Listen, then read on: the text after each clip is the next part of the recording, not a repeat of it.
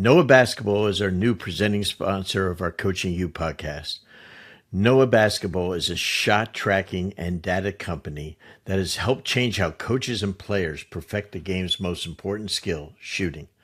Noah is a data service provider that uses machine learning and the latest computer vision technology to provide real-time data and feedback to improve shooting accuracy and consistency for professional and amateur basketball players.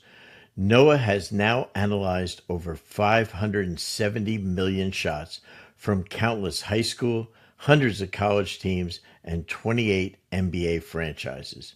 The technology is simply amazing. Once the system has been installed, players will be able to get immediate feedback on their shooting arc, left and right positioning, depth, makes or misses, and makes the data available to players and coaches on your mobile device. For more information about how Noah can help your team, visit noahbasketball.com.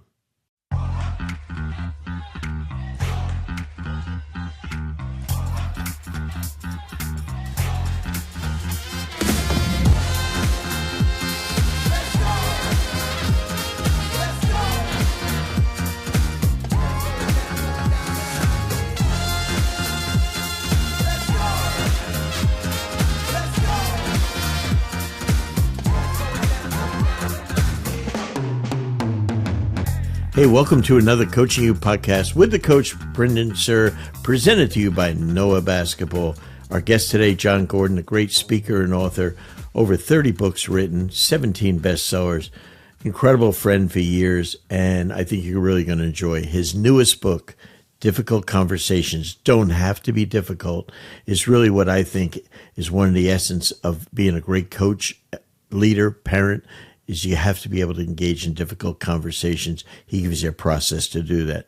I think you're just going to enjoy this. Sit back, 1 hour of just brilliance on Jon's part. And again, for those of you that want to come to our event in Las Vegas, or two events, go to coachingyoulive.com/2024 to sign up. Only 2 weeks away from it, July 13, 14, and 15, 16. After a short break, talk to some of our friends and sponsors.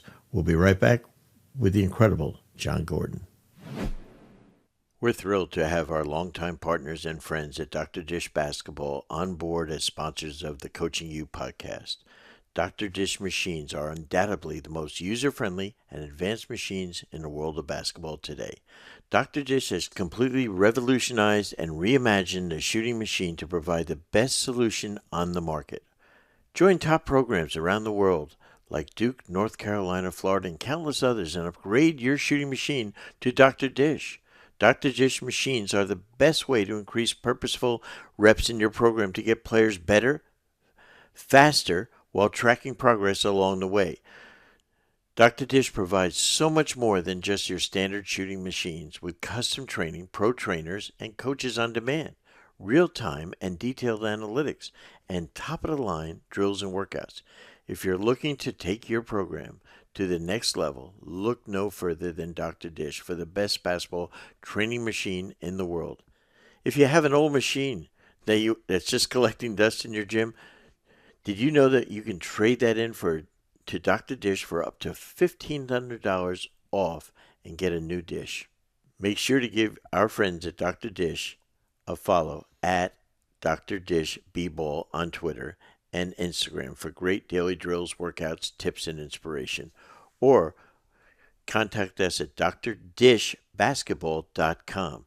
Don't forget to mention Coaching You or our podcast for $300 off your purchase. Coaches, are you looking to take your game preparation to the next level? Then Fast Model Sports is the perfect coaching software for you. With FastDraw, build an organized library of plays and drills and create professional playbooks to share with your players and staff.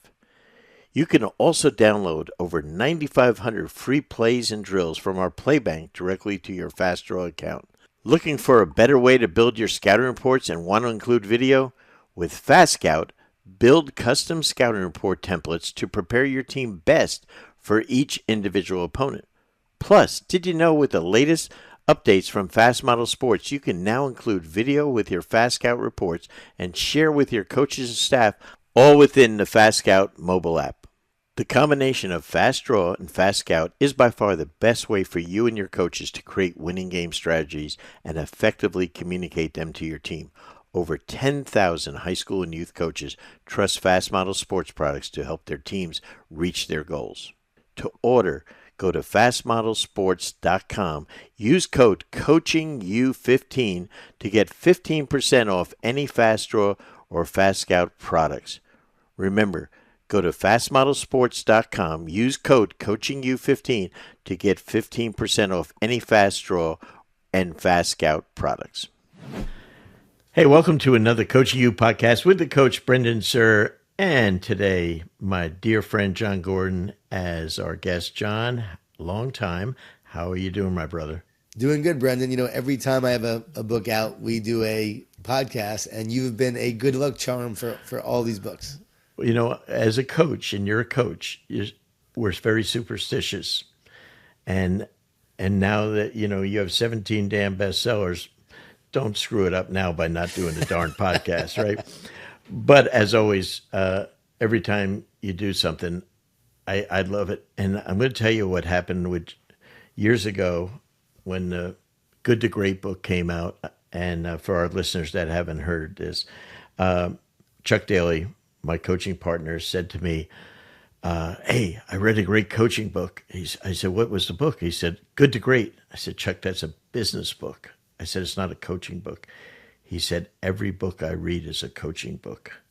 Apply everything that you read to what you do in life. And I said, and it changed the way I do everything. So every one of your books that I read, I apply it to how can I use that as a coach. And it's a difference maker for me. I love that. I think like a coach. I think that's why my books resonate so much with coaches. I always hear from coaches, you write like I think, you write in a way that I could read the book and act on it because I'm thinking like a coach. I get coaches, and I think I naturally am a coach. Well, I think so too. And I think one of the things is you coach high-performing coaches, high-performing teams. And one of the things that I've been really studying lately is high-performing individuals, in business especially, or in sport, got a quarterback that doesn't mean they're a high-performing leader. And all of a sudden, sometimes we take someone that was just a fantastic salesperson and we say, you be the sales manager. You're the vice president in charge of sales. But that person became a great performer because he didn't give a shit about anyone else. He only cared about me instead of we. I think it's really, and I think there's no school to go to unless they go to Positive You or Coaching You. But tell me about your thoughts on that. I think that's a really great point because you were a great athlete. You did well in your sport, but it doesn't necessarily mean you're going to be a great coach. Michael Jordan, we can say, was not necessarily a great coach and not meant to be a coach, right? He was not meant to coach. Just because you perform at a higher level, those skill sets are completely different than a leadership skill set. You have to have a leadership skill set. You have to care about others. You have to build relationship. You have to know how to build a culture. You have to focus more on their talent rather than yours. And so the skill set of a coach and a leader is something you acquire, something you develop. Also, some are born with better leadership traits than others, just as you might have a better ability to score basketball than others. Mm-hmm. You have a better ability to be faster than others. Well, guess what? Leadership is something that you are born with in some ways, but we can also develop those traits. And as you develop those traits and you can become a better leader, those traits then transfer to helping impact others and make a difference in the lives of others. But I see it all the time in sales. They promote the salesperson to a sales manager, and they're a horrible sales manager. They were a great salesperson. And you look at Bill Belichick. Bill Belichick wasn't the greatest player, but he was a great coach. Sean McVay, good friend of mine, Sean McVay, struggled at Miami of Ohio as a player, got injured a lot, even though he's a great high school player, got injured a lot in college, and yet phenomenal coach, incredible leader. Was just with Dave Roberts with the Dodgers. Dave was a great player and also a great coach and a great leader. He had the traits of both. So I always look at baseball managers who were former players, and you could tell who the great ones are. And sometimes the average players make the best leaders. I totally agree. I want to just bring our listeners into this. I was 14 years ago this July, you and I met for the first time. And as I'm flying back from Vegas and coaching you, I'm reading in USA Today, and I'm saying, they're talking about the energy bus had just come out, and the University of Texas football team had used it. And I said, boy, that's fascinating. I'd love to meet this guy someday. And fast forward, a friend of mine and a friend of yours, Tom Flick, who was an NFL quarterback, he was speaking in Orlando where I was living, and he came and he's speaking to the Orange County Public Schools, which is the Orlando public school system. And the speaker, when we walk in the place, that's speaking first is you. And I'm saying, Jon Gordon, that's the guy in USA Today. I can't wait to hear him. All right. So I'm in the back of the room and I'm just sitting there. And I've been around great people, my whole life, coaches and Hubie Brown and Chuck Daly. And I'm sitting there saying, this is some of the best things I've ever heard.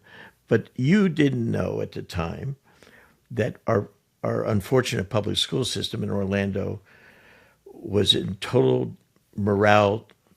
I mean, they were just lost. We were in financial bankruptcy.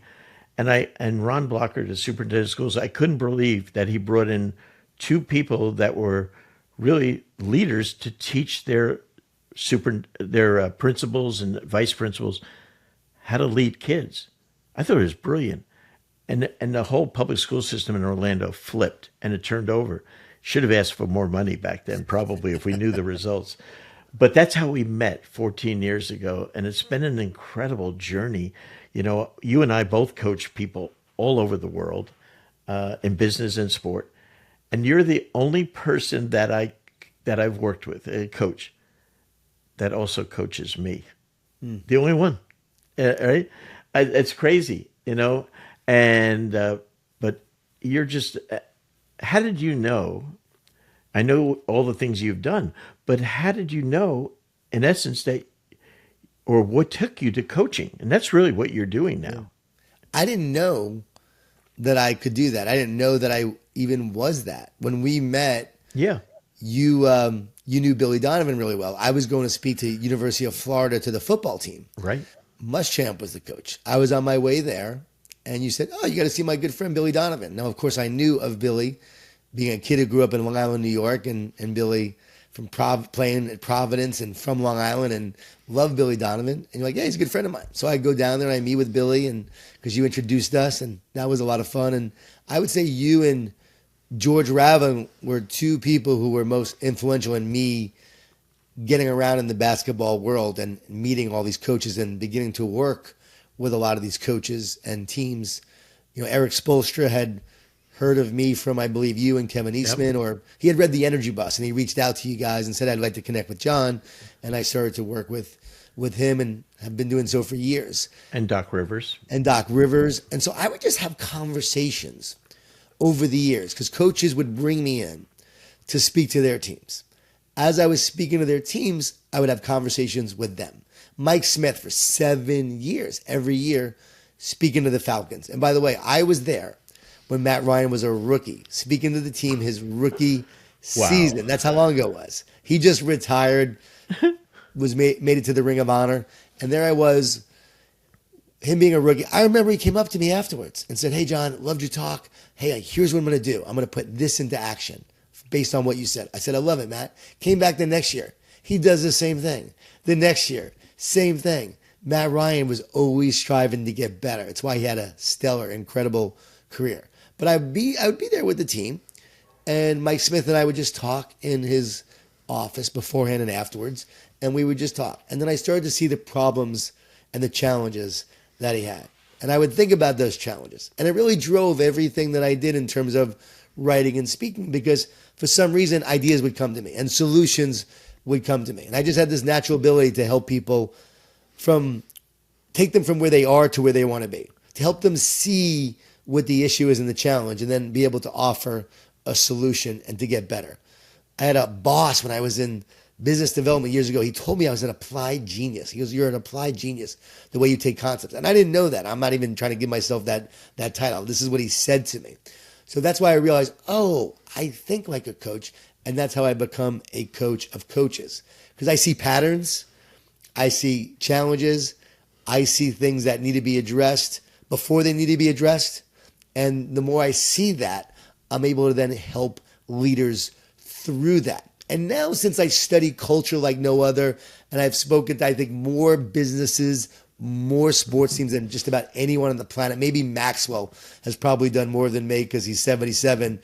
But I don't think he's done as many teams as I have No, in I don't sports think teams. so. Yeah. Seeing so many, being with so many, you just start to see patterns. A doctor who sees enough patients begin to see symptoms and patterns, and they know the diagnosis, and then they offer the solution. And I remember being at one team, I'm not going to say who, but I remember being there watching practice, and the next day being with the coaches, and I said, yeah, I could sort of see things and patterns. And one of the coaches was like, yeah, that's bullshit. Like, you could tell he didn't believe. He goes, yeah, what'd you see with us? And I said, well, so-and-so doesn't feel connected to the team. I was watching them during a break and just seeing their body language and their energy, and there's probably an issue going on that's unaddressed. And he looks at the coach. The coach, he goes, I didn't say anything. I didn't say anything. I'm telling you, I didn't say anything. And I just saw it. Like, I just saw it, knew something was wrong there.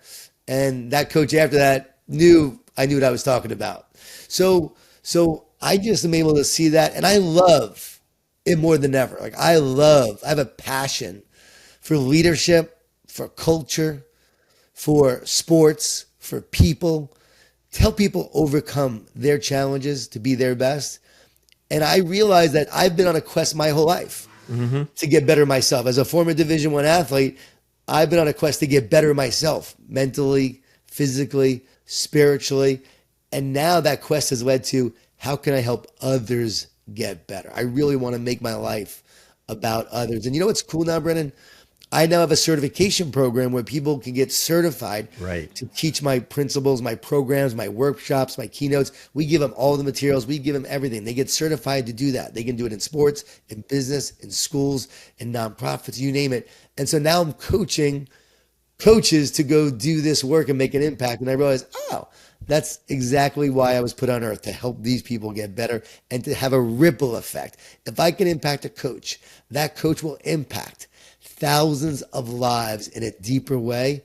Man, there's nothing more important than the coach who impacts their player's life. You know, it's unfortunately, the most influential person in some people's lives is a coach or teacher, not their parents, unfortunately.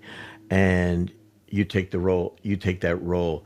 One of the things, though, you mentioned the word conversations, because you have a great way when you talk to people. And I think a lot of business leaders, especially, and sport coaches, they don't have conversations. They yell and scream and criticize their people. So immediately the player shuts off their ears. They don't listen. They turn off their Wi-Fi in there. And I think that's one of the problems that we have. You, on the other hand, when you talk to people, you basically give them, you form a relationship with them. And now, one of the great things you taught me over the years was, it's not tough love, it's love tough. And you can only have love tough when you have that relationship with a player or worker knows that you love them first. And that's the whole essence of coaching for me. It really is. And the essence of coaching is also learning and growing to get better. And I've learned, I want to say this, from so many coaches I've had the opportunity to work with. You and Billy Donovan and Doc Rivers and every coach I've had the opportunity to just spend time with, Dabo Sweeney and Sean McVay, Chip Kelly. I mean, I can go on and on with all the coaches and all of the different, Clint Hurdle, I was just with him, and Dave Roberts. That was another lesson in leadership. I'm sitting there with Clint Hurdle, Dave Roberts before the Rockies-Dodgers game, and we are talking leadership. We are talking challenges. We are talking just how to overcome a particular issue. And it was just really cool to have that conversation. Afterwards, Clint was like, man, that was one of the best conversations I've had with a group of men in a long, long time. And you walk away from those conversations richer and better, just having more knowledge. And just recently I got together with Chip Kelly, Sean McVay, and Eric Spoelstra, and we got dinner together, and David Nurse joined us as well, and we sat there and just talked leadership and culture. So you're getting a PhD in every single conversation, and I'm always learning.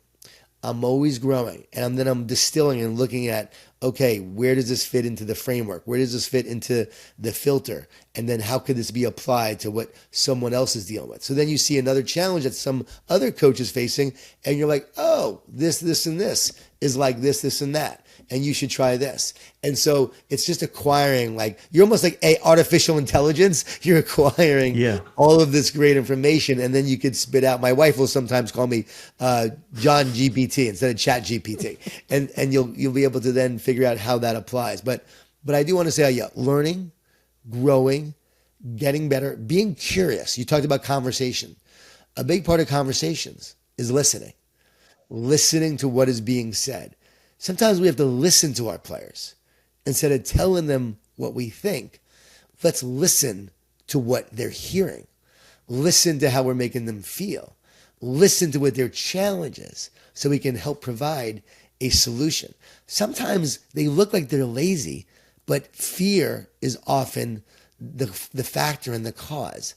Laziness is often fear in disguise. And so you have to be aware of that and recognize that. So having conversations is essential. It's right. I wrote a recent book called Difficult Conversations Don't Have to Be Difficult. I wrote it with Amy Kelly, and it's based on sports teams and also businesses, having worked with both, and then just seeing how the best teams have these conversations that allow them to get better. And sometimes they're difficult. Sometimes they're challenging. But too many teams do not have the conversation. So they stay superficial. They stay at the surface level. They want to be liked. So no one wants to rock the boat. So we never move to deeper intimacy and connection. So we never move towards love. And because we never have that level of commitment, I'm not ready now to go into battle with you. I'm not ready to fight you, with you, and for you. We're just surface level. We like each other, but we don't love each other. And so great teams, great coaches want to foster the kind of conversations that you need to have to really develop. And you got to address those elephants in the room. Too many coaches have elephants on their team and issues and bitterness and jealousy and things causing division, and they don't address it. If you're listening to this and you're a coach, you want to make sure you address the elephants in the room. Nick Nurse, our friend Brendan, he put an elephant on his desk the year that they won a championship with the Raptors. He basically said, we're going to deal with the elephants in the room, and we've got issues, and we got things we got to talk about, and we're going to talk about them, and we're going to address them. And you know what? We may fight, and it may lead to us not being a great team. But if we don't have these conversations, we're definitely not going to be a great team. And I can't say what those conversations were, and I'm sure you know in some ways what they were. But he had them, and that's why they won a championship that year. So you got to deal with the elephant in the room. So, John, you and I always have difficult conversations with the people we coach. But I think we're both naturally talented and wired to do that because of our empathy and our love of people, etc. But most leaders I find today are totally not wired that way. So you created in your book, Difficult Conversations, really a process to do it. And I that is something like, I can't teach anyone to be me. That God gave me that. Okay. But the Star 3 method, I think gives you that blueprint of how to do it. I thought that was incredible because that's the process we got to teach people. We do. And it's really a really powerful model. But I want to say, I used to avoid difficult conversations because, like a lot of people, I was scared of conflict. I didn't want to have the conversation. It's easier to avoid it. So many times we allow the negativity or the issue, the elephant, to persist and exist. And eventually it will sabotage your team if you let it. You've got to deal with the issue. So I avoid it like a lot of people. So that's the problem. And other times we may have them, but we're not good at having them. So you have the difficult conversation and you wind up just going off on someone and you wind up just tearing them apart, tearing the team apart, and then you ruin the team. And that's not the answer either. You've got to have them in a way that leads to growth, leads to unity, and leads to a stronger team, not bringing apart your team. So The star three model, if I can share, Brendan. Sure. Yeah, I It love it. begins with S. That's the S in star. And that means small ego, big mission. It's about we, not me. So these are difficult conversations to have as a team. There are many books out there on like crucial conversations to have individually. This is how do you have these conversations as a team to unite your team together. So everyone's sitting around. Imagine you're in a locker room. Imagine you're in the team meeting room and you're going, okay, guys, I want us to be a stronger team. I want to share with you a framework and a model on how to do this. And it begins with that S, small ego, big mission. What does that look like? Well, it looks like you're going to show up and put the team first. It looks like in this conversation, it's not about necessarily what you want. It's about how do we make the team better. So just come to these conversations thinking about the team rather than your own ego. Again, small ego, big mission. The goal is to make the team great. So you put your ego aside in those conversations. You now talk about that. Then there's the T. Tell the truth. And this is from the Seattle Seahawks. Pete Carroll had Tell the Truth Mondays. Every Monday they would get together and they would talk about who messed up on Sunday, who didn't play well, the issue, the challenge. They would look at the mistake. And everyone knew they were going to do this on Mondays, Tell the Truth Mondays. But everyone understood it was part of their culture and a way to get better. And everyone was open to the feedback because it wasn't meant to destroy you. It was meant to help you get better. So Tell the Truth Mondays. So we call it Telling the Truth in Love. We know it's about love and we're going to tell the truth in a positive way. So small ego. Then we got telling the truth. A is assume positive intent. We got to make sure that we're assuming positive intent when we join together as a team. If you knew someone had your best interest at heart, would you be more open to their feedback? Of course you would. And so it's about assuming positive intent in these conversations. Because sometimes guys are going to get emotionally charged. Sometimes guys are going to be, upset. We got to make sure that we assume the positive intent of each person. And then there's the R3. This is R cubed. It's why we call it star 3, because it's 3 R's. And there is respect in these conversations. Let's have respect for each other. And Brendan, I can think that your idea that you just brought up is trash. I can think your opinion is trash. I can totally disagree with it, but I still value and respect you. I still respect and value you as a person, even though I think your idea is not so great. So I could respect you. And we want to maintain respect of each other when we're having these difficult conversations. We want to make sure that we're building the relationship and maintaining a relationship. Do not allow these conversations to ruin the relationships that you have on your team. Always put the relationships first. And you say to your team, guys, we're going to speak our truth. We're going to share the truth. We're going to talk about it. We're going to assume positive intent and things are going to come up. But let's maintain respect for each other and let's maintain a relationship with each other, remembering that's what matters most, is investing in relationships with each other. And a big part of this is you have to do the work to build trust along the way as well. Mm-hmm. Like underlying all of this is having build trust that allows these conversations to take place and use these conversations to build even more trust. So we got respect, we got rules, and the third R is rules of engagement. It's about making sure that we actually have rules of engagement, that we decide as a team how we're going to have these kind of conversations.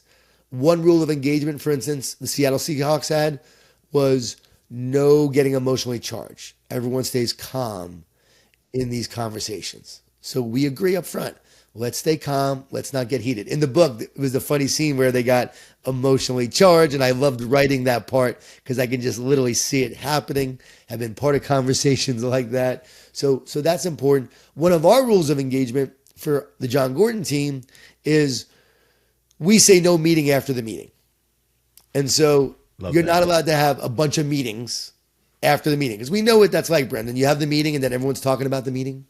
Everyone's saying, did you hear what so-and-so said? Could you believe so-and-so said that? What a stupid idea that was. She's right? full of you know what. Full of you know what. All these, no, if you're going to say it, you're going to say it in the meeting. You're not allowed to say it after the meeting. And what we have found is when teams implement the star 3 and put this framework together and then implement it, it really does lead for more fulfilling conversations, more meaningful conversations, more rewarding conversations, and yes, more productive conversations that make us better, bring the issues to light, We deal with them again in a positive way. We may disagree, and it's okay to disagree. You even want disagreement. And then as you go through the fire, you walk out of that fire together, refined and stronger. And now you're ready to fight for each other. John, one thing I do when I coach, whether it be business people or coaches or players, I always ask two questions, and I know I say this, is that I always ask everyone I coach, are you coachable? Yeah. And then the second question I ask them, can I be truthful with you? And I think we estimated this spring, we've done over 7,500 people we've asked that question to, and no one has ever said no. Not one person. And so then when I read this, the Star 3, I tried to take it to what I thought at the time was the most crucial meeting that I ever went into, and that was with Chuck Daly with the Dream Team. And you know the story where we had 11 freaking NBA All-Stars in a room, and all of a sudden we're telling them we're going to go to Barcelona and play, and we have every guy is averaged over 40 minutes a game and 20 points per game as a score, yet the FIBA Olympic game is only a 40-minute game, and we have 11 guys we got to get in every game. And I remember Chuck told them, is everyone committed here to not worry about how many minutes and how many shots you get? That was the small ego. If we don't get a gold medal, he told them, we can't come back to this country. And so he set that stage on the S right there. And then, to tell the truth and to get better. And then when the biggest one was, and he told him, then you have to be on time. And I couldn't understand that till he said, if we're not on time, that means you don't respect each other. Mm. And all of a sudden that brought the whole group together about respect. And I think he was the unconsciously competent, great leaders, Belichick, Saban, those guys. They didn't understand. They didn't have Star 3, but they were brilliant in their own way, but they encompassed the principles. Oh, many leaders are already great at having conversations, getting their team to have conversations. Yeah. And this is something that I know that I benefited from, just learning and growing as a leader and doing things like this. And then now helping a lot of leaders out there who may not know how to have conversations, or this newer generation is a younger generation coming up is not used to having a lot of conversations. They're on their phones. They're more connected than ever, but in many ways they're more disconnected than ever, and they feel more isolated together. So we've got to create those conversations and connection points as a team to discuss. And even if you don't have any really difficult things to talk about, you can still use the Star 3 model to bring up different topics and issues and talk about as a team, and just talk about playing time, and as Chuck Daly did, and talk about being on time, and talk about maybe there's a girlfriend that two teammates are fighting over. Like, you never know what could come up, but it allows you to bring the issue to the light. Because here's the deal. If you keep that issue covered, it's going to come out in a negative way. If you uncover it, then you can shine a light on it, and you can actually get it to be disintegrated in many ways, and move away from that challenge with so much more strength and positivity. John, the rules of engagement is such a brilliant concept, because I think, like Pete Carroll had, I think coaches make mistakes and business leaders, when they personally attack people, rather than as a team. We didn't play well as a team. The whole group didn't play well. But when you say, Johnny, you sucked the other day. I mean, now all of a sudden everyone's looking and saying, Johnny sucks, and now he's crushed, and I think so. And then to respect people, to not personalize your criticism. And then the one that really got me recently was, I think you have to let your people that are in your thing voice their opinion. What do you think? Yeah, I think you told me when people get to weigh in, you get buy-in. Yeah, when you when you believe in, you get buy-in. Yeah, buy-in, believe in, and weigh in and buy-in as well. Same deal. Same thing. And positive leaders, I wrote The Power of Positive Leadership. They are demanding, but they're just not demeaning. So be a demanding coach, be a tough coach. Lead with love and accountability. We talked about it earlier. Love tough. The more you love them, you earn the right to challenge them. But you don't want to demean your players. You don't want to yell at them where you just cause their identity just to melt. You don't want their confidence just to fade away. I got to tell you a story about going to see a high school basketball game a couple of years ago. And I spoke to the team. And then during the game, I watched as this coach just unleashed hell on players when they made a mistake and would pull them out and yell at them like at the top of his voice. What are you thinking? Ah! Like rage coming out. And this guy was not a mean guy, but he just went off and yelled. And you could see the player just shrink. Yeah. You can see this player's like 6'5", and he looked like he was my height, 5'8.5" after getting yelled at. And he would walk away to the bench, and I could see the confidence and the energy just leave their body. And then I would watch that player go back in and just play horrible afterwards. And to that coach's credit, after the game, I said, "Hey, coach, can I talk to you for a second? Can I share with you something that I noticed and I saw, and you may not want to hear it, but it's something that I feel like if you're open to, it will help you get better." And he said, "Yeah, I'm open." I said, "Here's what I see. Those players are coming off, and you're yelling at every single one of them in a really demeaning, horrific way. And those players are not getting stronger from it. They're actually shrinking from it. And just watch their performance. You should have destroyed this team, and you only beat them by like 4 points." I said, that's not getting the most out of your players. Maybe you want to do this in practice, and in the games, you want to really build them up and support them and encourage them during the games. But I really think you should address that. And he said, "You know what? You're right. I'm going to think about that." Well, he focused on it. He got Power Positive Leadership. We read the book. To his credit, he was coachable. He started coaching his players in a much more positive way. We texted. He said, "Good. I'm put into action." I gave him the 3-to-1 ratio. 3 positives to 1 negative. 3 Right. positive to 1 negative. Work on that. He did. Brendan, that team went on a 20-game win streak. How about That team were blowing out so many teams here in Florida, and they made it to the finals of the championship. And I watched this team just crush everyone, play amazing, play great. And it was no doubt a testament to this coach who just decided to change the way he was having conversations. Instead of yelling and screaming, he was talking and encouraging. And he had to check himself just like I do. I mean, I grew up with a dad who was a New York City cop. My first instinct is to unleash on you when you make a mistake. Right. Because my dad would do the same for me.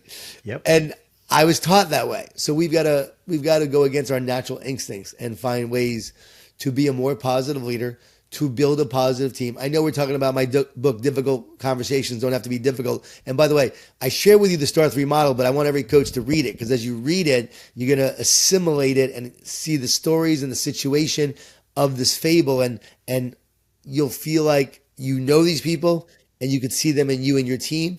And even if you have your team read it and you talk about it as a team, you're going to become a better team, because it's a great way to introduce how to have difficult conversations to them. But I also want you to read The Power of a Positive Team, because the Power of a Positive Team is essential. My daughter did Power of a Positive Team workshop with Auburn men's golf team. These are golfers. They got really connected together, and they won an SEC championship. And having worked with all the teams I've worked with, that Power of a Positive Team really caused the team to get connected and be binded together. And that's the thing. We have this framework of the Power of a Positive Team, and the difficult conversations is one key aspect of building that team, although there are many other things we need to do. See, having read every single thing that you've ever done, every podcast you've ever done, I think it's almost like a PhD program that if you did the energy bus, you're better. But if you do every single thing, all of a sudden everything, it fits as we go along. Like you know, as a coach or as a leader, you have to love, and care about love, serve, care, carpenter. Love, serving, love, serve, care. My God, I'm the ultimate foot washer as a coach, and I think, that's what we have to be, but it all goes together. And I think that's what makes it so beautiful in this. And so the book is great. And I think, there's a lot of roosts in this world in the book. that are multimillionaire leading companies, but no one wants to be on the team anymore. That's so And, true. And and as coaches and leaders, we have to have a standard of excellence and standards that says this is the kind of team we're going to be. And you just said they don't want to be on a team anymore, but no, we're going to have a team and we're going to be a that's team. that's And this is right. what it's going to look like. And so I'm as tough as anyone, and I think we need to be tough as leaders. And we have toughness to our team, and we have accountability. So I'm going to hold you accountable to our standards. I'm going to hold you accountable to our culture and to our values. And this is the kind of program we're going to be. This is the kind of team we're going to be. And I'm going to show you when it's not looking like that. I'm going to show you when your behavior is far, far away from what it's supposed to look like.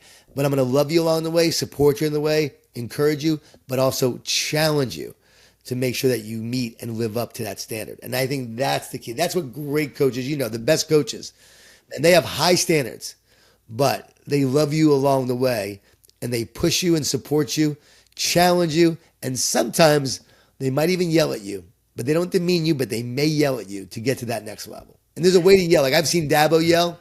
That's not demeaning. Like you can yell and get Sure. upset at times, but it's not demeaning.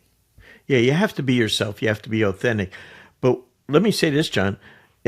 We study coaching, like you study, and one of the things that we have found is that we used to try to serve head coaches, but you know what we found? There's 14 football assistants at the college level Yep. and one head coach, and there's 5 to 7, 8 basketball assistants, men and women, to one head coach.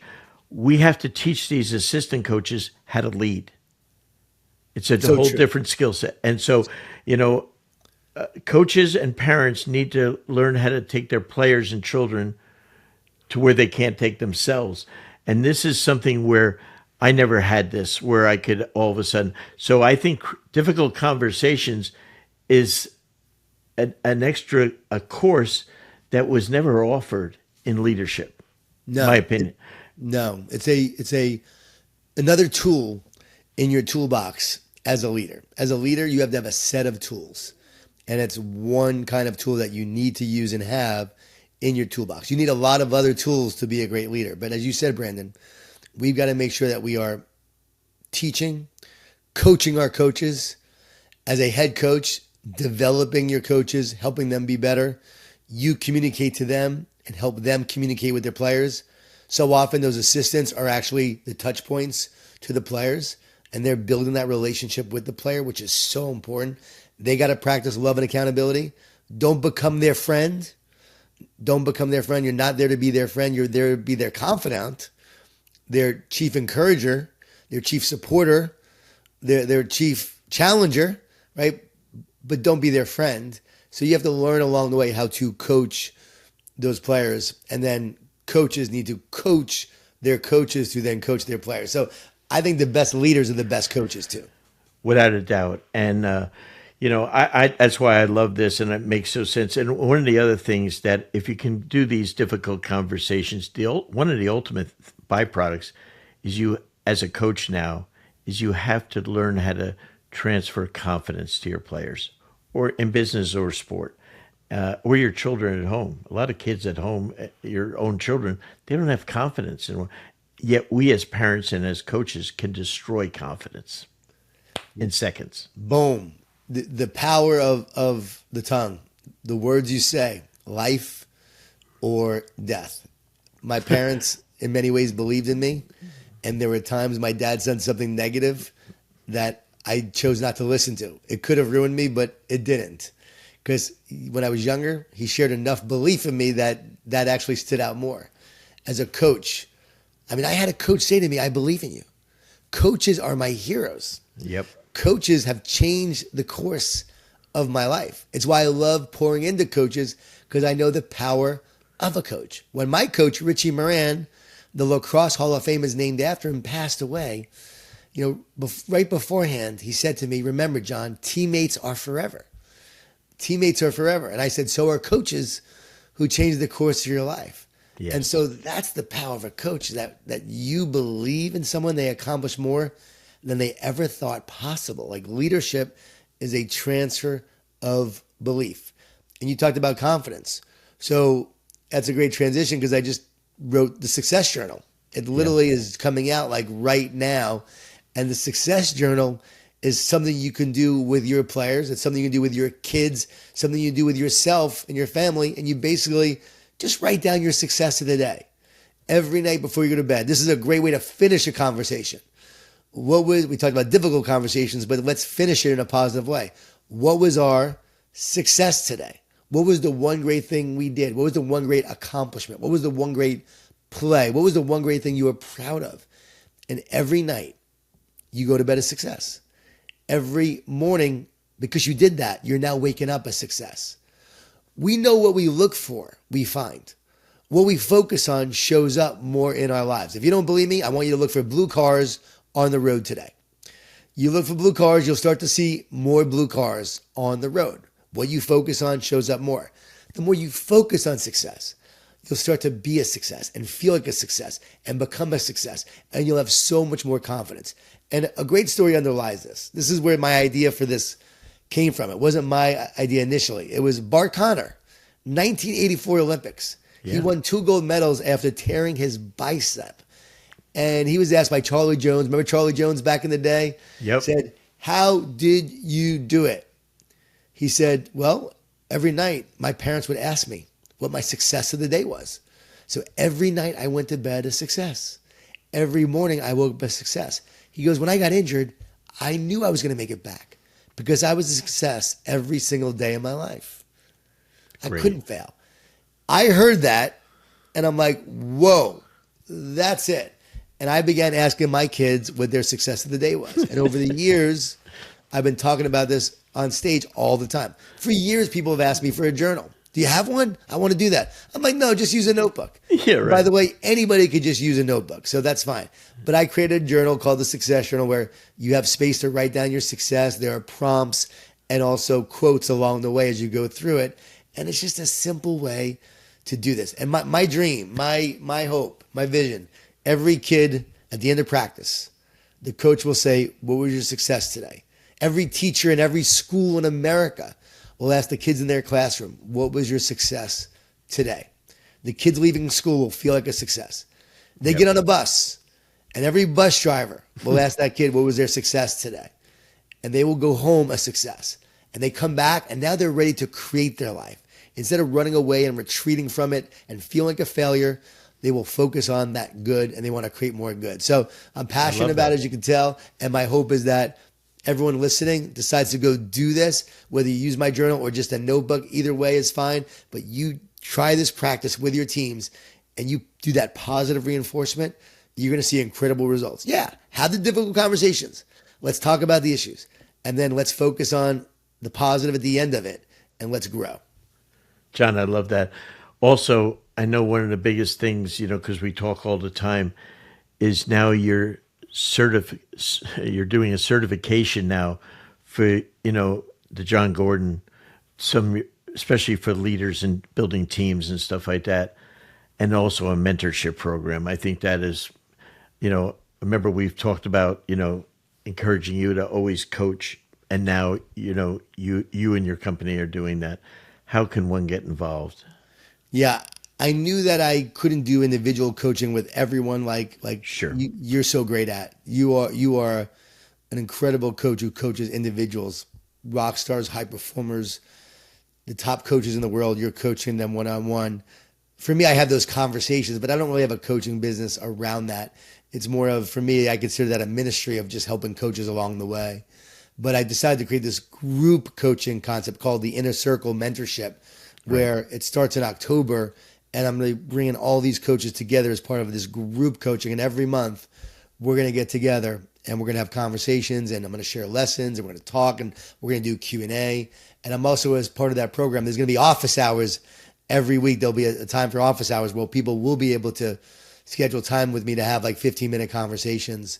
And we'll have only maybe 2 hours a week we'll schedule for that. But there'll be time and you'll have to sign up for it. But every week, if I do that every week, there'll be ongoing conversations with the people that are part of that program.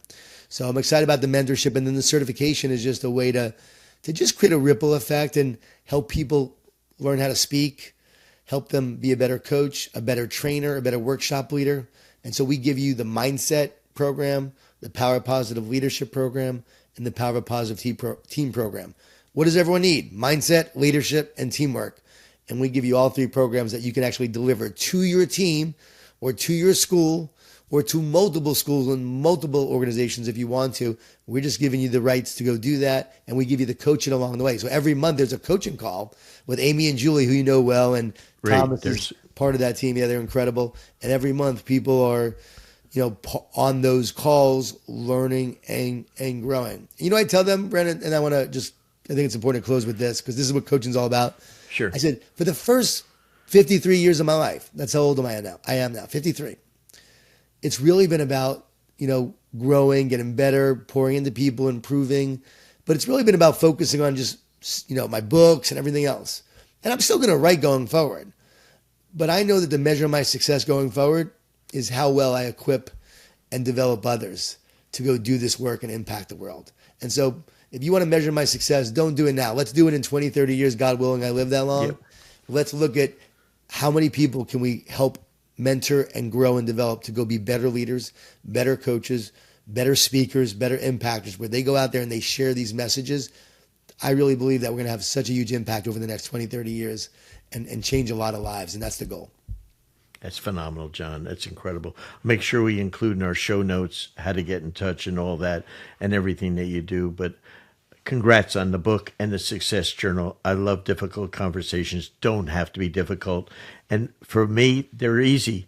They might get pissed off after they have a conversation with me, but trust me, we're doing it for the right reasons. Because if we can help individuals get better, we can help our teams get better, and then the businesses and the sport grow. And that's what I love about it. Thank you as always, my friend. You're the very, very best. And thank you for helping our listeners around the world listen to this. This is phenomenal. Thanks, B. Keep up the great work. And I just love coaching you. I mean, coaching you is like no other. So keep up the amazing work you're doing, investing in all the coaches that you invest in. Talk about leaving a legacy. Man, there are so many people on your coaching tree. I don't even think we have enough apples to figure out where they came from. I appreciate that. Thank you, my brother.